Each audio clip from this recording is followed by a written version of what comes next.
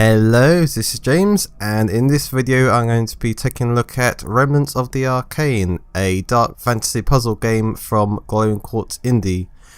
Now, this game went on Steam on the 31st of March, so at the time of recording, it's the 7th of April, so as you can imagine, there hasn't been any updates yet, but the developer, from what I can see, has been, which is just one person by the way, has been very active on the Steam discussion page, and I've even seen him comment on another video someone did of this game, so he's clearly passionate and he cares a lot about this game. Now it's currently, according to the Steam page, 30% finished, and there are 90 minutes in total of game time, and it's planned to be released by the end of 2017. Also, I haven't played everything, I've only played the first 2 levels of this game, so this is more of first impressions, and there might be more that I don't know about later in the game. So when you start the game, the first thing you'll notice is the atmosphere. It has a fantastic dark fantasy atmosphere, and I love this sort of thing. It's what I live for in games, and which is lucky because this isn't a fast game. If you want immediate fast-paced action, this is not the game for you. It's very slow. It's all about the story, the lore, and you spend most of your time walking, reading, and solving puzzles. Now, as for the story, you start the game waking up in the cell, and it seems that you passed out and you don't remember how you got there, so you have to go out and find out what happened. And the story is mainly told through notes you find throughout the place and the main character's thoughts in between levels. Now, I don't want to say too much of the story beyond that because I think it's best discovered by yourself, but I will say this, and that is, this game is very dark. I mean, and in more ways than one than it looking dark, and that is because it's a fantasy game, but it's not Skyrim. I feel like this game tries to make you feel like fantasy, magic, and the supernatural are something meant to be feared rather than awe-inspiring. And that kind of brings me on to the next thing, which is horror. Now, this is very much a horror game as well as a fantasy game, I think. And the way it manifests itself, it's kind of like having a spicy bit of chocolate.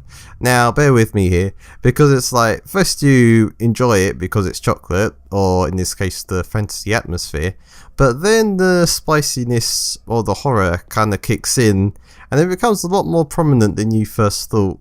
And it's more psychological. There aren't any cheesy jump scares, or at least there haven't been so far, but it does create slowly a feeling of dread, and like all horror games before long, I found I was scared to even look around the next corner. Now, as for gameplay, you proceed to the next areas by solving puzzles, and you do this by using telekinesis, which is pretty much clicking a movable object and, well, moving it, which, you know, it being telekinesis might sound like an excuse for why you can move objects without the character physically picking them up, but I think it works because, well, for one thing, you can move an object further than reaching distance, like to the edge of the screen. And also, heavier objects you can, well, you should be able to move, but it says your power isn't strong enough, so which will probably improve throughout the game, so you probably will be able to move them eventually as your powers improve. Now, as for the puzzles themselves, they're usually what you expect. It's usually like finding an object, bringing it into another object to activate like a lever or a key to open the door.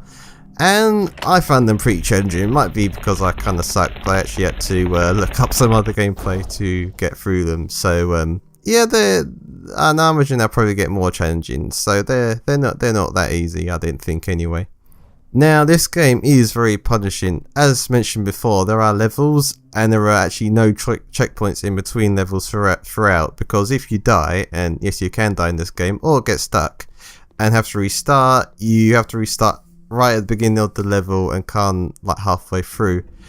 And this does bring me onto a minor complaint about the game, which is that the guy can only walk and can't run, and this makes, especially if you get near to the end of a level, it makes replaying through levels really annoying, because once you know what you're doing, you want to get through it as quickly as possible, and you're kind of forced to do it slowly because you can only walk. And also because of how the puzzles work, of getting a lever and going to a door, things like that, you have to backtrack through areas multiple times, which can get, again, really annoying when you can only walk. So I have read the developers say that it is deliberate because he wants it to be clear he's an old guy and he can't move very fast. So it does make sense, but at the same time it is frustrating. I don't really know. Maybe if he give him a floating ability, that might be a good excuse, but that might be a bit cheesy. I don't know if the world will really allow that.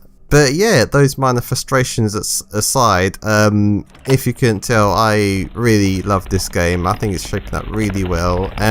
If you like horror, fantasy, puzzle solving, any of those things, I think it's well worth getting. And I think you'll be pretty safe because the developer, as I said, seems very passionate about this, so it's very unlikely that it's going to be abandoned. So this game is priced at £5.59, and as always, if you're interested, a link to the Steam page will be in the description for this game. So that all said, thanks for listening, hope you enjoyed it, and I'll see you next time.